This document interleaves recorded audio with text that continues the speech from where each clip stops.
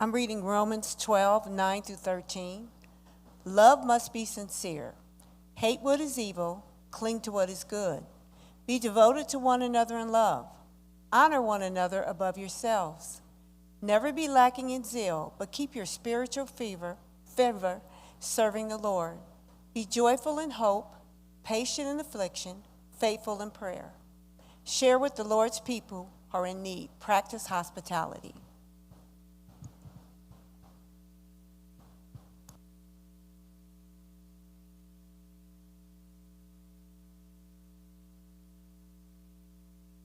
When is the right time to be authentic? And how authentic should we be? This is a tension we all have wrestled with because we've all been in a conversation with somebody who said something that was inconsiderate or uninformed or just plain ridiculous. And while you're having the conversation, there's an internal dialogue. And you're thinking like, did they just say that? And should I say something? And if I said something, would they listen? And is it worth all the energy and all the fuss? And all the while you're having this dialogue, your face is doing something, right? And for some of us, we know our face is saying what we're thinking. And then there's others of us who have developed a good poker face. So like inside, we're like going 1,000 miles per hour, but outside it's calm. Right? Oh, okay. Interesting. I don't know where you lie on that spectrum. In the Guerrero household, we have both extremes. I have a very practiced poker face because my whole life I've been a people pleaser. I wish that wasn't true. It's just like always come naturally to try to please people, and I comfort people with my face. But Megan disagrees. Yeah. But Megan is honest. And I've always respected this about her. The first time that I met Megan and I was telling my mom about her on the phone, that's the first thing I said. I said like, this girl, she's just so honest and brave. I'm Hufflepuff, but she is Gryffindor. And like, she's amazing. You have to meet her. And like, she does not worry about what people think. All the people-pleasing fear that I have, she has none of it. And she'll just like tell you how it is. And that is just a beautiful part about her. And sometimes I fear this part about her. Like, I cannot tell you how many situations we've been in where somebody has been being rude or obnoxious, and internally I'm like, oh man, that's a bummer. And then I look over at her and I'm like, she's going to say something. Right here, right now, to these three large men in front of us in the theater, she's going to say it, that they're being rude and obnoxious. And it takes a lot of discernment and maturity to know how authentic to be and when to express yourself and when not to express yourself. But I will say that in our day and age, I think that most of us are a little more practiced with the poker face. I think that many of us know what it's like to kind of put up a front. We live in the social media age, and we know what it's like to try to curate our image and to respond to everything both authentically and acceptably right at the same time. And we know that pressure. Many of us have been formed in that pressure, and we know what it's like to put on a face. Meanwhile, though, I will tell you that for most Americans, while we know how to make it look like we're doing good and we're connecting with others, our actual relational lives are collapsing. There tends to be a sense of insecurity when it comes to relationships, where people worry that they are not actually loved or not actually seen. Think about this. The percentage of Americans who say they have no close friends has quadrupled between the year 1990 and 2020. We know exactly what people want us to be, but how many people know you? Well, it's quadrupled the people who say, nobody knows me. 54% of Americans today say nobody knows me well. This one breaks my heart. 51% of young mothers say they feel very lonely. Mark the furthest box, the most lonely. The only people who marked that box more often than young mothers was just young adults in general. 61% of young adults said that they feel very, very lonely. So what's to be done? How do we avoid being part of the lonely majority? In our text today, Paul offers a solution and an invitation to a different kind of life than the one we're pressured to live as late modern Westerners. One where we actually become a part of a genuine, or he says sincerely loving community. A place where we know people and they know us. And I want to tell you that the number one solution to loneliness is the kind of community that Paul talks about in our passage today. It's not optional, it is essential. Not only for just feeling better about life, but it is essential for anybody who wants to grow and develop in their relationship with God. Now, the community part can be missed when you read this text because we often forget that these letters were delivered to communities. Like by the time they arrive, and we'll talk about the guy who actually brought this letter to the Roman church, somebody comes who helped scribe the letter, and then they read it aloud to the community. And so when Paul says, for example, let your love be sincere, he knows that that is going to be read to a group of people who can practice sincere love together. It's not just some moral he's throwing out, like step up your game, you individual, and love sincerely. He's saying you're in a community, now practice sincere love. And if you find a way to do this, it will transform your lives. It'll transform the lives of the people around you. How do we avoid living all our life long in the lonely majority? We activate community. We get intentional about developing real relationships. And this passage gives us 3 ideas of how we can do that. The first one is that you have to join in.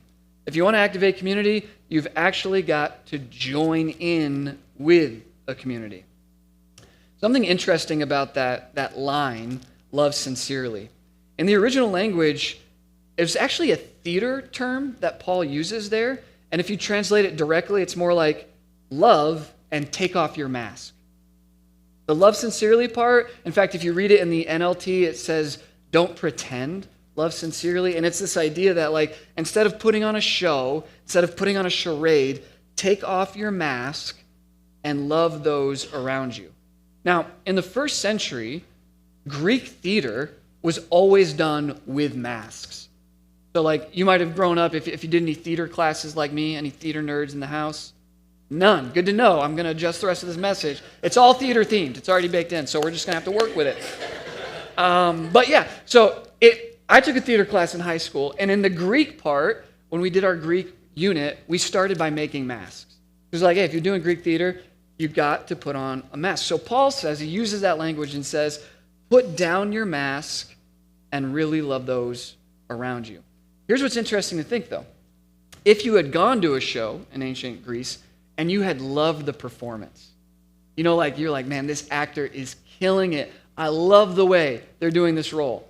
You could get to the end and not know who gave the performance because the entire time they had their mask on. So if you just come in and you're an audience member, you might not actually know who's behind the mask. Different if you're a part of the troupe. Different if you're a part of the production. The people who are a part of the production, they know who's behind every mask. They've been working on this thing for months or years. They know the lines. They're hanging out outside of the show. And so all of the people who are actually involved in the production know who's behind the mask. In the same way, when we think about Christian community, it is possible to just show up and kind of put up a front and see everybody else's fronts and be like, okay, we're good here. But what Paul is inviting us to is to get involved enough to actually know people. Not just the way we present ourselves, but to actually know what's going on in one another's lives. What would it look like? What would change about our lives if we put down our masks and knew others well enough to know what was behind theirs? That is what Paul is inviting us to. Authentic community. And here's what's really cool about that. Here's what's encouraging about that. If you're newer to faith, or you're skeptical about faith, but you came here because somebody promised you lunch, and you're like, all right, I'll do it. And you're still working all this out, I just want you to know you can be you and you are welcome here. If you're skeptical, you can be honest about your skepticism. If you're on a journey and you don't know where you're going to land, you can be honest about where you're at in your journey. If you're a believer and you have a testimony, you can be honest about your testimony. There is room for all of us at the table. In fact, this is one of the things that distinguishes the ministry of Jesus. There's so many times people would look at Jesus and be like, this religious guy is hanging out with those people?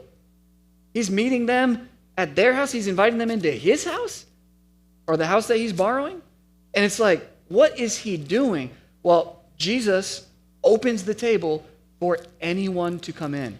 He didn't say, put on a charade, act like I act, and then you can come to the table. He's like, if you're willing to come, you're welcome here at the table. Everybody's welcome. But then there's another component of this passage. As beautifully as it reminds us to invite all, it also challenges us to remember that if and when we become part of a real Christian community, we will have to challenge one another to grow. Paul is saying everybody's welcome, but he is not saying that you will not be challenged as part of this community. Let me show it to you in the text. When you first read this text, it feels like a little disjointed. You read verse 9, love must be sincere. Okay, that's about community, relationships. Then you have this line, hate what is evil, cling to what is good. Okay, be moral and just, I guess. And then back to relationships. Be devoted to one another, honor one another above yourselves.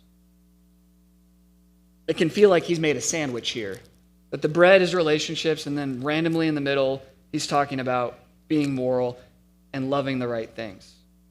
But I would suggest to you today that, in fact, this is all about the same thing. He does not change topics. Rather, Paul knows that in order to be a part of a community, you have to have shared values and you have to have shared goals. You have to be able to get to the point where you can love the same things and hate the same things and understand the same things and cling to the same things. And it's going to sound counterintuitive, but I would suggest to you that all relationships and all communities require shared values. Your workplace believes this. It's why they invest so much into corporate culture. It's why they talk so much about corporate values. They know employees are going to come from different places and have different perspectives, but they're like, but when we come together, we need to be able to agree on these things. These are good things, and then we need to be able to say, we're not going to do things this way. We're not going to be those kinds of people. Your corporation believes that in order for your community and your organization to thrive, you've got to have shared values. Even in your personal relationships. If you don't share values, there's a cap on your relationships. Like maybe you've experienced this with a roommate. You really like them, you really like hanging out with them, but when you move in together, there's this phase where you got to get on the same page. And there's some of us where we're like, now that I'm your roommate, I can't help but think I liked you better before I knew you this well. We're going to have to somehow find some common ground here. And if we don't, this relationship is going to suffer. Like we were friends before we were roommates. If we don't sort this out, if we don't get on the same page, we're not even going to be friends anymore. Why? Because your relationship has gotten to this point where we say we have to be able to agree on some things. And so while everybody is welcome, part of the Christian community is always challenging each other. Now, that should be an open dialogue, and we should do it kindly, but there should always be this push that we're giving each other to be more like Jesus, to love what is good and to hate what is evil. It's part of being in a community. It's also inevitable in a community that you begin to adopt the values of those around you. One of the great lies of the late modern West is that we make our values on our own. We're told that whatever you find inside you, that's your true self, and you're going to express it. But no matter how committed you are to that internal process, I promise you that you have been shaped already by the community you grew up in. by the people who are around you now? And I challenge you, if you don't believe me, find a single study from any culture that suggests we basically form our views, that we basically form our habits, that we basically form our relationships free from the influence of community. Now, one of the great things that happens in Christian community is that we become formed together by the influence of the Holy Spirit. So when you accept Jesus, the Holy Spirit becomes that friend, that influence that begins to transform us, and he begins transforming us to love and care about the same things and to reject the same things. And this is how the Christian community can work in a multicultural environment. Even though we come from different backgrounds, even though we come from different places, the Holy Spirit is speaking to all of us and aligning us with his values. And over time, that is what makes the church able to be a multicultural, multi-background community. This is what happens when we join in the community. We begin to be shaped by the Holy Spirit together. So if you want to activate community, you've got to join in. Secondly, you need to shine the spotlight instead of taking it. Paul says in verse 10, love each other with genuine affection and take delight in honoring each other. Some scholars believe that the situation in Rome mirrored that of Antioch, where there were a few gifted people who were using their charisma to monopolize attention and recognition. And we all know what it's like to be in a group of people where there's one or two or three or four people who are all fighting for a limited amount of attention. It is exhausting to be a part of that community. It is exhausting to be the one fighting for the spotlight, but it's also just intuitive for us to do it. We all want to be seen. We all need to be seen and valued, and it just seems like if you have to fight for it, you've got to do it. And this is especially true in the digital age, where social attention is more measurable and more monetized than ever before. If you can get the spotlight and you can keep it, it seems like from there you can get whatever you want. Money, followers equal wealth. Political power, followers give you a platform. Connections, you've got enough followers, you can get into any circle that you desire. All you need is attention from enough people, and you can get whatever you want. Our children are absorbing that message. Our children are beginning to believe that message. I saw a study that said somewhere between 57 and 90% of children say they want to be influencers when they grow up.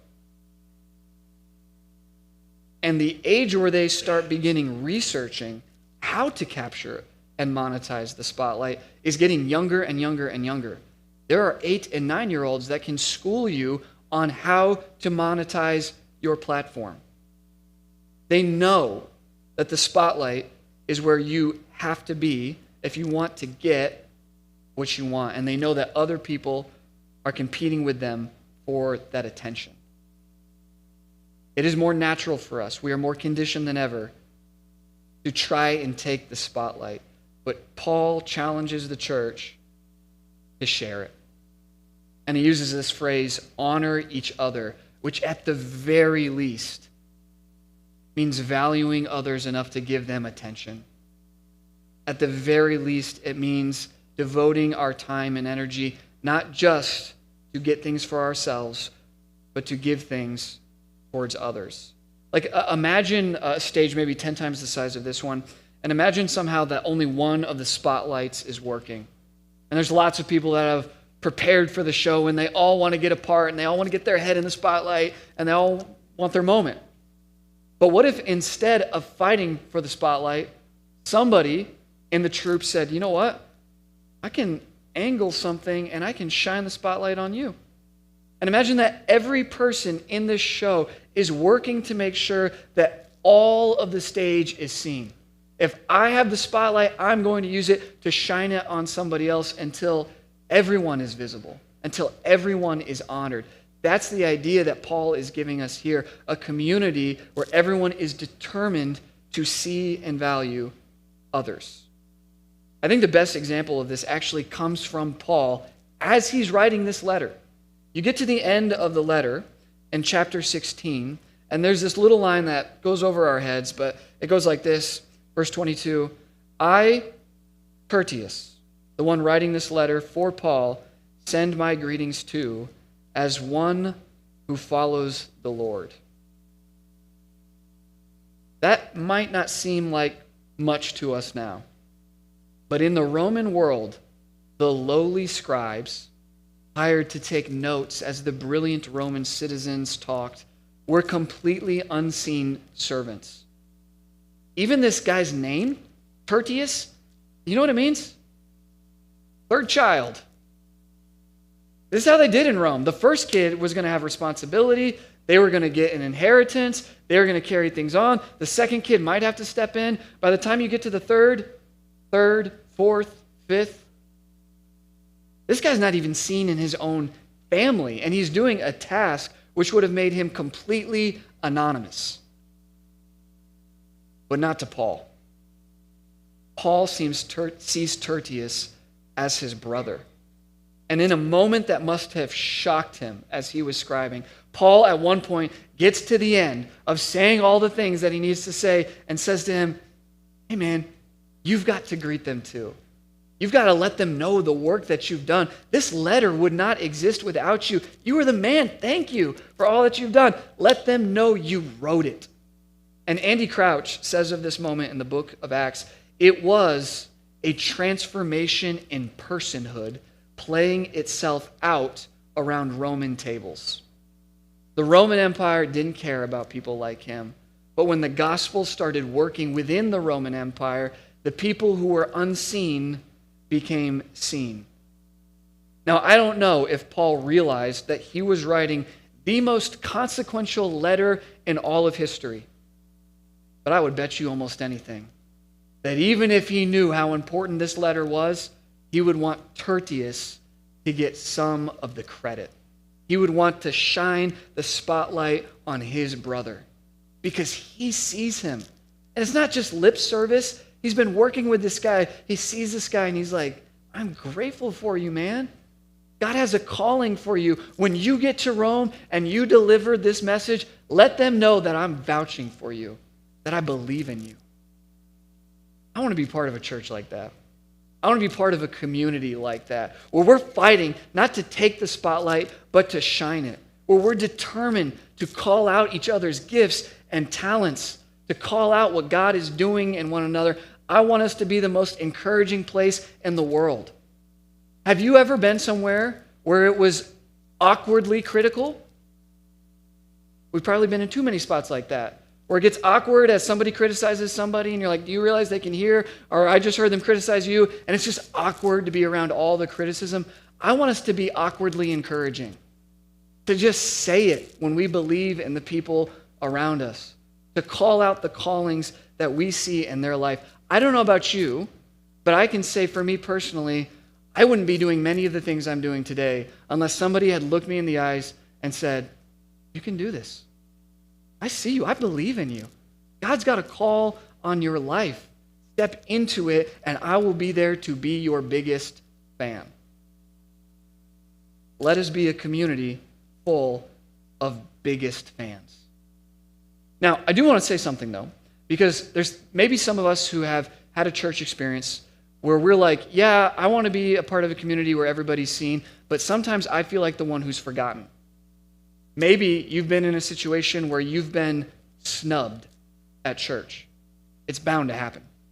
This is a group of people, human beings. But it can really hurt when you're the one snubbed. I just want to tell you a quick story. I was part of a church years ago where I saw somebody be snubbed. They had a situation happen in their life, and there should have been somebody from the church who showed up there for them. And it would have been very easily for this person to lash out passive-aggressively, but instead they did the opposite. They went to leadership and they said, hey, I could have really used some support in this situation. And it was a little disappointing and I felt hurt by it. But as soon as they said that, the next thing they said, I'll always remember this, was, and I want to make sure that nobody else feels the same way I do when they walk through the thing that I walked through. So I've come up with this plan. a way that we can develop a good system and a good organization that'll make sure people like me are supported in the future. And I was like, look at this person. They're not passive aggressive. They're not fuming in the background. They're like, listen, this could have been better, and I want it to be better for others. And they turned this negative experience into something that positively affected so many other people, a ministry that I got to see impact so many other people. So we won't always get it right, but let's be a people who talk to one another, a community that's honest with one another, a community that's determined to serve one another. Let's be the kind of people who are ready to encourage. The last thing I want to draw your attention to today is the idea of making connections instead of cameos. Part of what it means to activate community is that we make real connections and we don't just do a cameo. You know what a cameo is? I have a lot of experience with cameos because when I was growing up doing theater, I wasn't the best actor, so I couldn't get main roles, but I could get cameo roles. This is where they let you have a little part, like a one-liner. And I would bring a lot of enthusiasm to my one line. So all right, give him one, let him get it out of his system, and we'll all be good. So I had tons of cameo acting roles. Once won Best Cameo Actor, not to brag. Best of the worst. Best of the worst. But this is how we are with relationships sometimes. It's like we're just popping in for one big gesture or one line, and then we are out. It is so easy to get into a relational cycle where we're just a cameo character. The community of faith is not designed to sustain cameos. It's not designed to work that way. And when you become a cameo, when you have a cameo role within a community, you feel it not working. It's as frustrating for you as it is for anybody else because you want to feel connections and you're doing your lines, but it's not making a difference. And if that's you, let me just encourage you with the vision that Paul gives in this passage. Let it wash over you one more time. Love each other with genuine affection. Take delight in honoring each other. Never be lacking in zeal, but keep your spiritual fervor serving the Lord. Rejoice in our confident hope. Be patient in trouble and keep on praying. Now, this is lost in translation, but the word for love that Paul uses is the word stergos. And that's family love. That's not cameo love. It's not pop-in love. It's like family love, the kind of love you have around a table. And I want you to imagine the table that Paul is trying to set for the early church.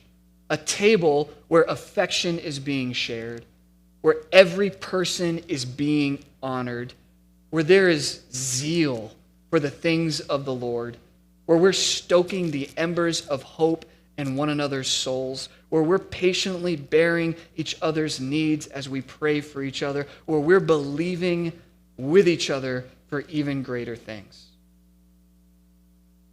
The hyper-individualism of our culture makes that kind of table seem like a dream. Consider your life for a moment and ask, how many people do I have real, significant conversations with? I'm not talking about the people who you can complain about politics with. I'm not talking about the people that you can talk about sports with. I'm not talking about the people that you just talk about business with. I'm saying, how many people do you share a table with? How many people know your struggles, your hopes, your dreams? At the end of this message, where this is all leading to, we are going to invite everyone here to join a community group. It's a weekly way to get around a table with other believers. It's a weekly way to share a meal together. And what I know, because I've been in your shoes, is that as soon as somebody starts talking about something like a community group, immediately reasons for not being a part start flowing through your mind.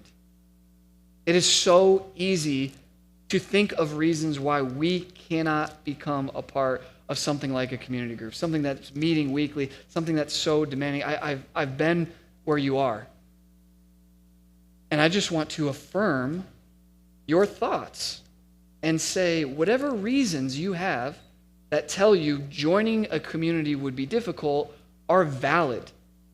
You're not making stuff up. When you think, I don't know if I want to join in to that level, it's all real. Being part of community is difficult. Showing up every week is a sacrifice. I cannot tell you how many times we get to the day of community groups, and I'm halfway through the day thinking, I'm too tired. I can't do it. I don't have the energy. Did I make the food?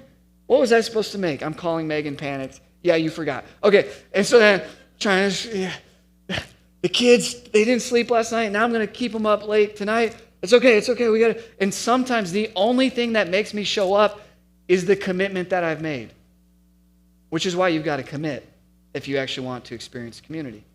You've got to say, I know it's going to be hard, and I know I'm going to have reasons not to do it, but I know that I need this, and so I'm just going to dive in and join in and take off the mask and get around a table and try to grow in my relationship with God and others. It is costly to live that way. It's also costly to live in isolation. And whereas we're very good at counting the cost of community, I think we're all good at that, I think we're very bad at counting the cost of isolation. John Mark Comer, he's a pastor, and he got me onto this picture about a man named John Paul Getty. John Paul Getty was this oil tycoon who became famous for being a miser. Like, he was the richest man of his generation, richest man in the world, and yet he was like somehow grumpy about it all. Grumpy towards others. He was they would say that he would always complain about the cost of labor, and he would always complain about the people who were doing work for him, and he was always complain about the cost of health care, complain about his bills to anybody who would listen. Complain. Richest man in the world, still wasn't happy about his money. There's a really famous story about him where towards the end of his life, his grandson is captured. They take him away, and they say, the only way you're getting him back is if you pay his ransom. And John Paul Getty says, nope, not doing that, not even giving that a second thought. Well, he gave it a second thought when they sent them a part of his ear. And that's when he got his son in here, and he said to his son, well, I'm going to make you work for your own money, and I know you don't have the money, but I will loan you this money only if you agree to pay it back in haste. And his son's so desperate to save his child is like, fine, whatever the terms are, I'll take it. Be what it may, I've got to get my son back. The famous picture that I had referred to before, I was going to show it to you, but ironically, it cost $375 to get the digital image. And I just imagine John Getty was there at the end of his life, talking to the people doing his trust, and being like, if some common person wants to see this face, you make sure they pay for it when I'm gone. And that's me, and I didn't pay for it. So, but here's what the picture is. It's of John at the very end of his life at this beautiful, huge, ornate table. Everything on the table is gold-plated. The plates, the silverware, the goblets, the other things that rich people have, whatever those things on their tables are called that I have no experience with, all of it is just there. But he sits all the way at the end of the table, completely and totally alone. There was a cost to his isolation. There was a cost to the way that he did community. Connecting with people, committing to something like a community group will fill your calendar. It will fill your phone with prayer requests. Some of you are going to waste precious seconds ignoring them. It will... Sorry, was that too real? Okay, all right. It will encourage you and challenge you to meet people outside of group. It will encourage you to check on one another and show up for one another when you need one another. I'm telling you, we put pressure on people who join groups here to actually show some Sturgos in your life, to develop some Sturgos, some family love and care and commit to the people you share the table with. It will cost you to do this. It will cost you more to neglect it. The vision Paul gives us is one we can all hold on to, a vision of genuine love and real community. And when we talk about community here, we take it one step further. I don't want to waste an opportunity not to talk about core community groups. When you talk about taking off your mask, here's what some of us were thinking as we've been doing this whole message. We've been thinking, yeah, I went to a community group, and there were some people in that group that I wasn't comfortable with and I couldn't share everything with. Absolutely. There's going to be people in your group that are not your best friend. That's okay. There's going to be some people that you're like, there's some things that I don't want to share with everybody. That's okay too. You use discernment, you use discretion, but you need somebody in your life that you can just drop the mask and be like, this is just me. This is who I am. You need a safe person who you can talk to the Lord about, and that's why we also have core communities. There's a little booklet that you can get at the Connection Corner that walks you through it, but this is a way to have one or two people in your life that you are totally honest with. Tyler Staton says we can't live without sin, but we can live without secrets. That kind of life doesn't happen on accident. That kind of life is not comfortable, but it's good. And what I recommend is if you have a friend that you can trust, start taking time once a month to, number one, confess. Number two, to talk about your relationships with other people. Number three, to encourage one another. I mean, just take time to actually focus on the things that really matter with the people who really matter to you. Get in a community group. Get in a core community group. I'm not afraid of overselling this. I promise it will change your life. Which leads us back to the verse. Last verse today. When God's people are in need, be ready to help them. We're going to be talking a lot about that in our next series. And then always be eager to practice hospitality. I love this last line because this is where Paul talks strategy. How are we going to pull this off? How are we going to be a people who are safe to put their masks down? How are we going to have real relationships? Well, somebody's going to have to open up their home. Somebody's going to have to be hospitable and say, come on in, gather around this table. Friends, at this church, community groups, they're not just like something we do. This is core to our identity, core to our strategy of helping you develop into the person God has called you to be. And here's what I know. When I talk about this downtown, let me just say this. There's always somebody thinking, but my internship's only 6 months. But this job opportunity is only 12 months. I only have 18 months guaranteed. I get that. You have a limited amount of time. And this can be a community that helps you grow and develop. Mary, I'm going to call you out. Mary was here for just 7 months. And she's back today after years being away. And this is a community that just can't wait to continue to hug Mary. We're friends forever, even though she only had her 7 months. And the same way I challenge you, you're on a timer, great. Many other people are too. Don't waste this opportunity to get in a real community. Don't be a cameo actor here. Let the mask down, see others for who they are, and be a part of real community. I'm going to invite John back up here. We're going to sing one last song together. We're ending differently than we usually do. We're just going to end with a song. And let me just say a couple things before we end. Community groups are not a silver bullet to your spiritual needs, but they are the kind of environments where Christians have developed sincere love for 2,000 years. And you can sign up for them today by texting Center Church to 97,000. If you have a phone, you can sign up. If you don't have a phone, you can do it physically at the Connection Corner with us. But this will give you a menu of the kind of groups we offer. Speaking of which, how do groups work here and where are they at? Well, we try to have groups almost every night of the week to meet your schedule, and they meet in every part of the city virtually. And what we do is we gather around a book of the Bible. We do something called either SOAP Bible Method or Discovery Bible Method. And these are Bible methods where you just ask 4 questions and you do them in a community after you share a meal together and after you share life together. And you meet every single week for a predetermined amount of time, just 14 weeks. There is an off-ramp. You can take a breather. But we do ask when you join one to commit for these 14 weeks. And not only will you gather around tables, but to come back to the verse one last time, you will, as a smaller community, serve the needs of this city. There's going to be a moment where your community group reaches out and helps out at one of our shelters here in the community, or does something to support a family who's in foster care. There is an opportunity every week of the year. The last thing I want to say is a quote from Saint Ignatius of Antioch. And I had to read his quote because we already talked about Antioch today. And he said this, "And you have all been formed into one choir to sing God's song together and praise the Father with one voice through Jesus Christ." Can we end by doing that together today? Would you mind standing with us?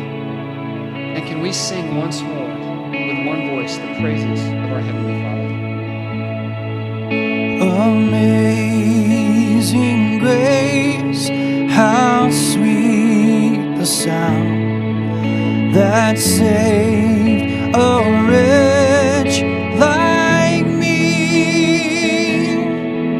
I once was lost, but now I'm found. I was blind, but now I see.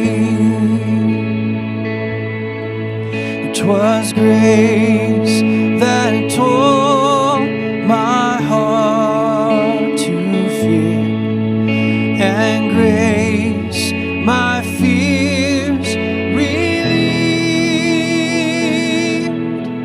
How precious did that grace appear the hour I first believed.